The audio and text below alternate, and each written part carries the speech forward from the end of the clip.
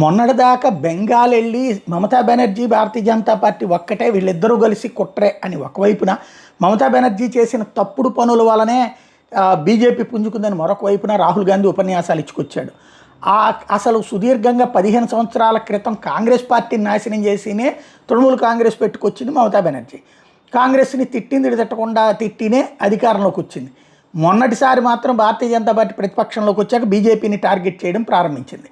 BJP ఈ దఫా ఓడగొట్టి కూర్చోబెట్టింది. ఇప్పుడు కాంగ్రెస్ పార్టీ అధినాయకుడు అయినటువంటి రాహుల్ గాంధీ ఏమంటాడు, మమతా బెనర్జీని ఎవరు ఏమన్నది మా నాయకులందరూ అంటాడు.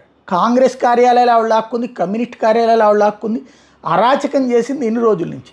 ఇప్పుడు కాంగ్రెస్కి సంబంధించిన ఢిల్లీ నాయకులు అట్లాగే కమ్యూనిస్టులకు సంబంధించిన ఢిల్లీ నాయకులు మళ్ళీ ఆమెను ప్రశంసిస్తూ బీజేపీకి వ్యతిరేక ఉద్యమాలు అంటూ అక్కడ మళ్ళీ సీన్ క్రియేట్ చేస్తున్నారు. అదొక నీచ అసహ్యకరమైన రాజకీయం చేస్తున్నారు.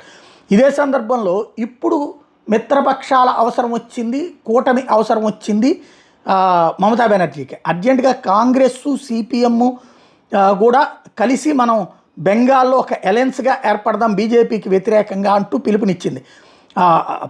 ప్రతిపక్షాల ఐక్యత కావాలి అంటూ సిపిఎం నిన్నెట్లా నమ్మాలి అని ప్రశ్నించింది అక్కడ. అదే సందర్భంలో కాంగ్రెస్ లీడర్ హెచ్ రాయ్ కూడా అదే విషయాన్ని, నిన్నెట్లా నమ్ముతాము, సుదీర్ఘకాలం పాటు మమ్మల్ని అందరినీ దెబ్బతీసి ఐక్యతను దెబ్బతీసిందని నువ్వు అంటూ తను కూడా స్టేట్మెంట్ ఇచ్చాడు. బట్ అధిష్టానాలు ఏం చేస్తాయో చూడాల్సి ఉంది.